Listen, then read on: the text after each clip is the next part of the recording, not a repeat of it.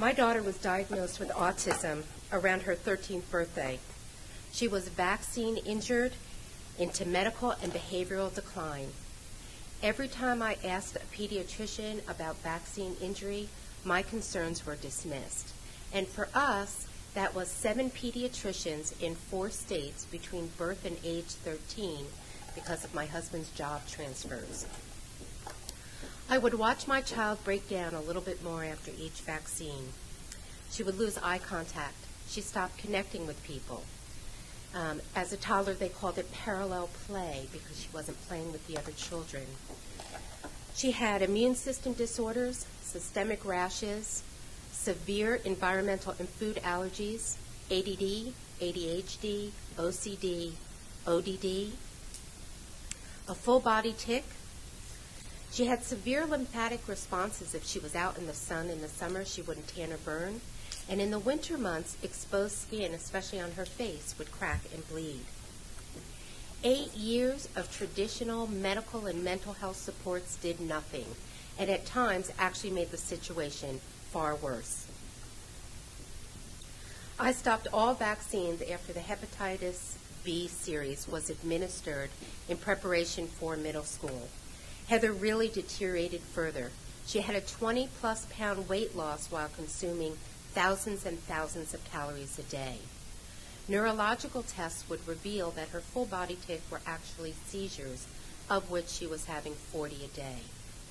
Endocrine studies showed that she was producing life-threatening levels of adrenal stress hormones, and there was no protocol that they could think of. She had no REM cycle in her sleep stage, so was benefiting from no restorative opportunities. Her environmental allergies increased, and she disappeared further into a fog. We would actually refer to the next 5 to 6 years as the lost years. In 7th grade, the child I dropped off in the morning that said, "Bye, Ma, see you later," was not the same child I picked up at 3 o'clock. I would learn it was typical for high-functioning children. They would fight to keep it together as much as they could during the school day and then implode, and in Heather's case, severely, immediately following. Heather's tic became uncontrollable after those hepatitis B shots, and she got into the habit of wringing her hands so aggressively that she was tearing the skin off of her hands.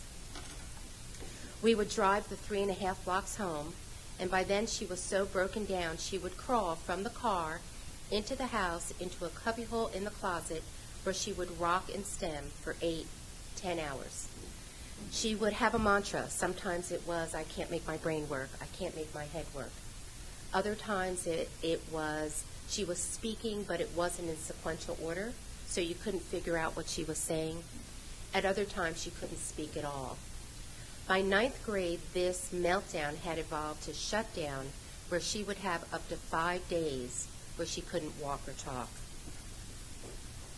Heather was turned down for special education eligibility the first time in the 7th grade, though I started asking the school for supports as early as the 2nd grade.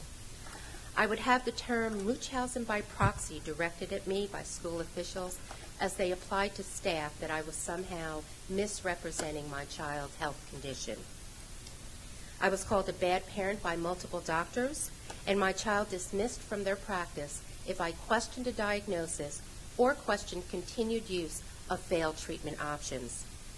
We actually had a pediatrician initiate a lawsuit against us after he gave us our 3rd diagnosis of ADHD, and he recommended a child psychologist.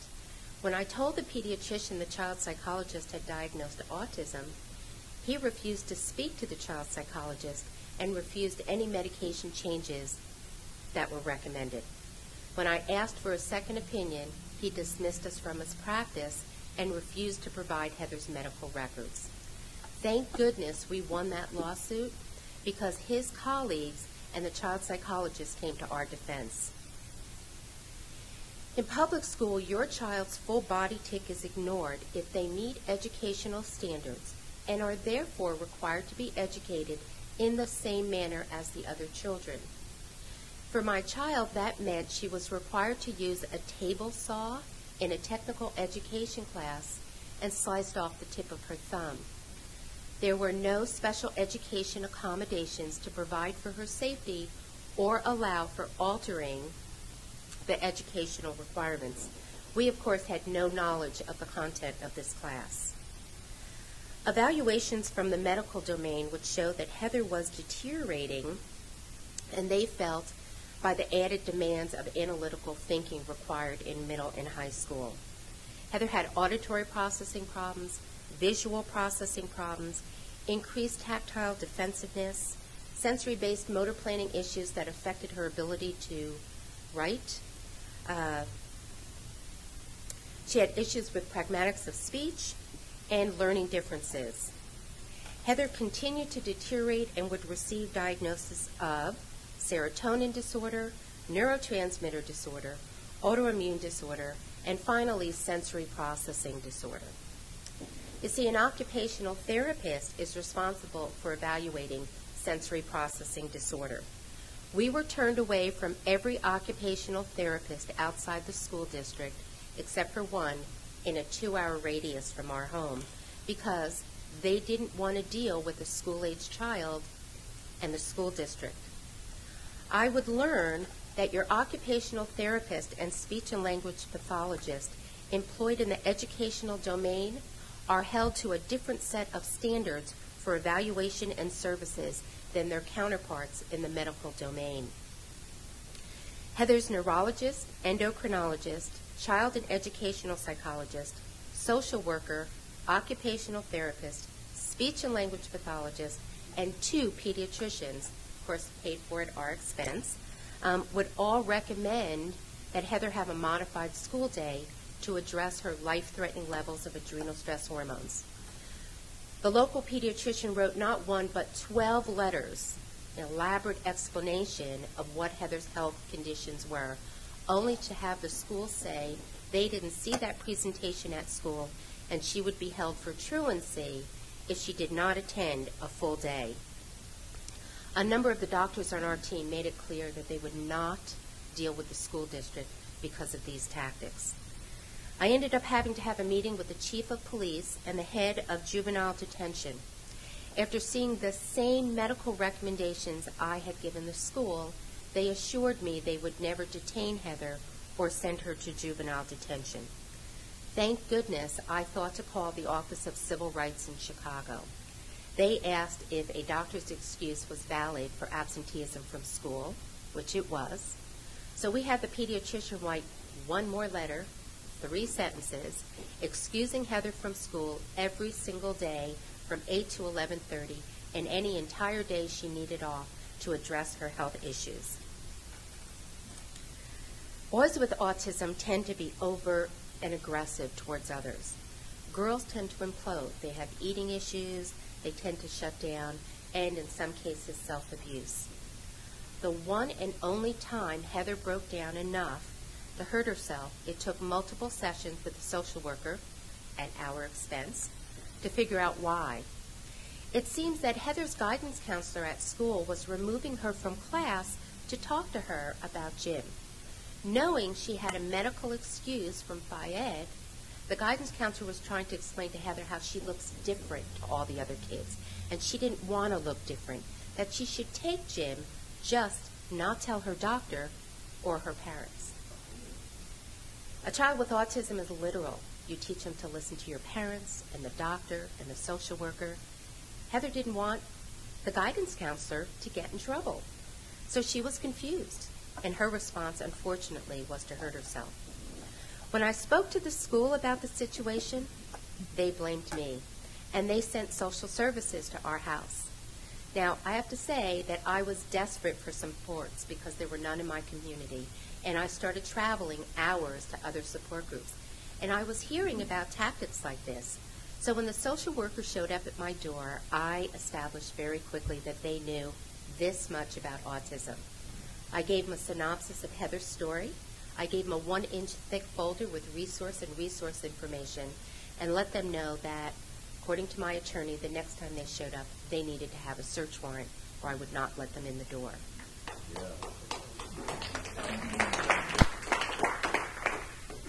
The only other time I heard from them is when they needed more support information or when they asked me to be the county's first call resource response for families newly diagnosed with autism. So it's a silver lining there. My daughter would be denied special education eligibility a second time in the 11th grade, regardless of the fact that she was missing 75 days of school a year, could only sustain 3.5 hours in the school environment, had 40 seizures a day, and shut down of up to 5 days. The school continued to claim that Heather did not present her disability at school, and she passed their version of educational testing. I would pay a special education attorney $17,000 to learn that the educational definition of autism is different than the medical. Schools are not required to use current evaluation tools or follow doctor recommendations. This guarantees to hurt your child medically. It undermines any therapies you're getting independently, and it could be the difference between functioning recovery or not. You learn very quickly that the number one sign your child's disability is being impacted if they lose some learned skills or there's an increase in maladaptive behaviors. Independent testing for Heather, paid for it at our expense, showed Heather had a very, very high IQ, genius-level nonverbal problem-solving ability, verbal skills at a college level, but written skills at a 4th or 5th grade level that had significantly declined between the 4th and the 8th grade, right around the time she had those hepatitis B shots. Wisconsin does not recognize the same language as the federal law for special education. Federal law speaks in grade equivalents, so if your child is 2 grade equivalents behind, they should be entitled for special education. Wisconsin educational law recognizes a 1 to 100% bell curve. They recognize 16 to 84% as average, and your child must be 4% or below to qualify. Heather's educational scores were in the 99 plus and above in verbal skills, and she had written skill areas as low as 18%. Educational law does not recognize wide gaps in individual raw scores, which is atypical for a child on the spectrum. My attorney would explain that it would take another 6 to 10 years and $25,000, but we had a solid case and we would win at federal court. But first, we would have to exhaust the entire Wisconsin judicial system through the Supreme Court to get it to the federal level. And as long as Wisconsin didn't recognize grade equivalent, we would lose in every step. We know utilizing occupational health supports within that school environment improved Heather's health and well-being. We had to take a very firm stand with the school. We called a special meeting with Heather present so she could see and hear what was being said, and we were all on the same page. We informed the school that Heather would be attending the school 3.5 hours as often as she could to learn how to modulate her sensory system as directed by her medical team. Over their objections, I informed them that she would not serve detention or be suspended from school. Heather, unbelievably, was the only one concerned that she wouldn't get a high school diploma. But you see, the last meeting we had with Heather's teachers, Heather asked a very important question.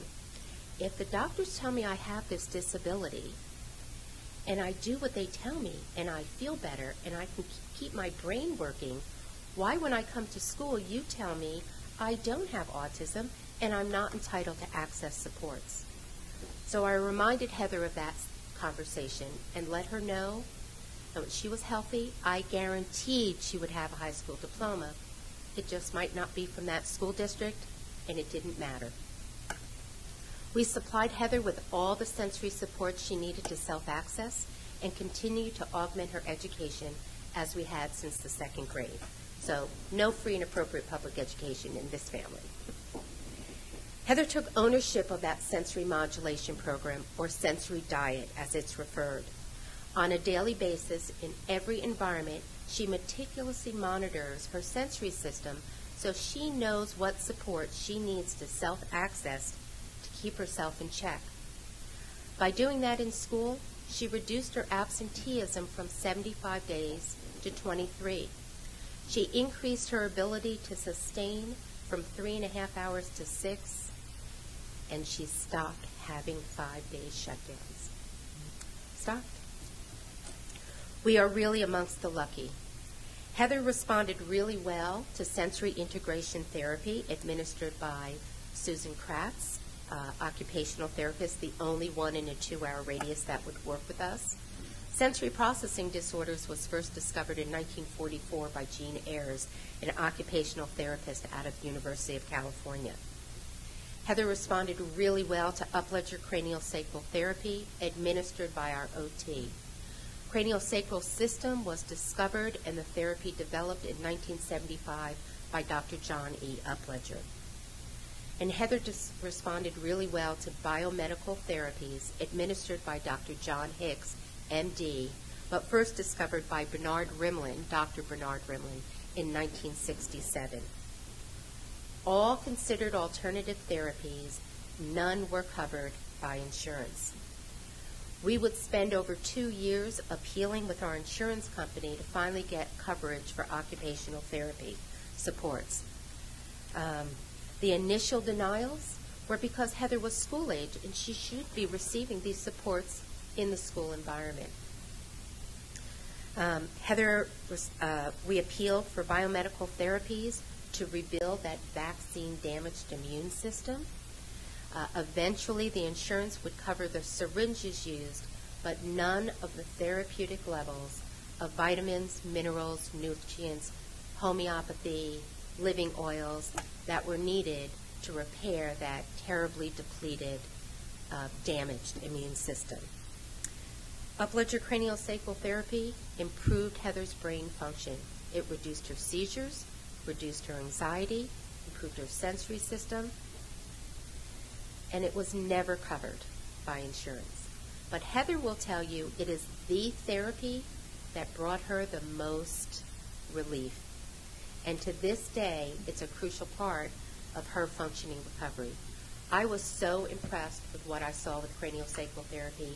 That's when I did a career change, and I'm now a craniosacral therapist, and I specialize in children on the spectrum or with neurodevelopmental delays. So these are the therapies that help Heather come through the fog and into functioning recovery. She lives what's called a sensory lifestyle. I do want to add one thing in here. Heather was never institutionalized, which is what we were recommended when she was 13. She was never institutionalized. By following this sensory diet or lifestyle, she graduated high school. She completed a secondary school program. It took 4 years, but she drives a car. She works part-time, and she bought her own home in 2012. My husband and I spent every penny we had. We second mortgaged our home. We traded in our retirement fund. We charged every cent of credit to our name, and we borrowed from my family to get Heather to recovery. The average cost for autism right now is $70,000 a year to get a child to functioning recovery.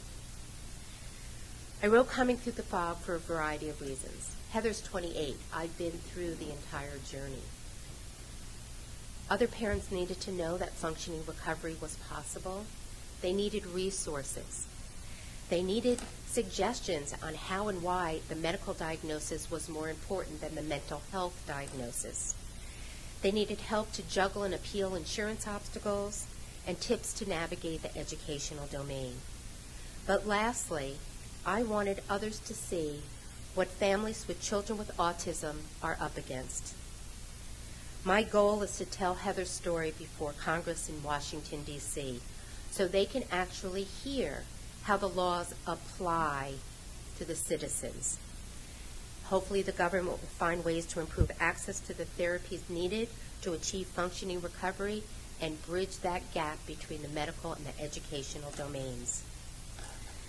My daughter's health was compromised by a medical domain that refused to even consider that vaccines played a role in her health.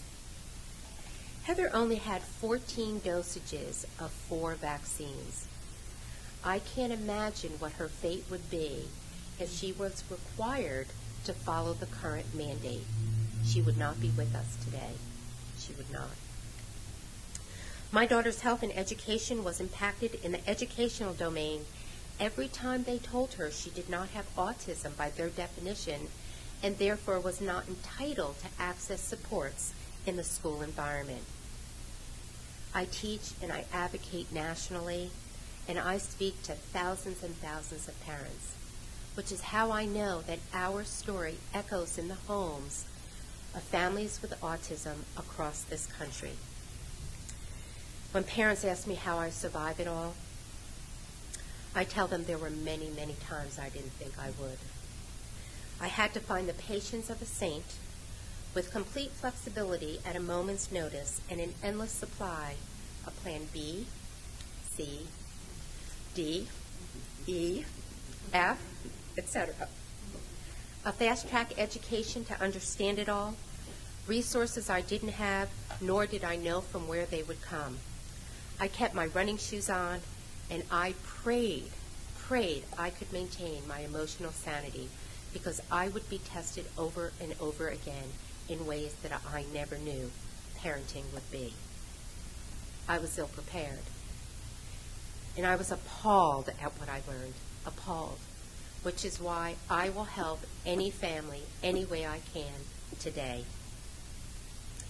It takes a village to raise a child, and as Elaine Hall, another warrior mother, says, and an autistic child to change the consciousness of the village. Thank you for being part of my village.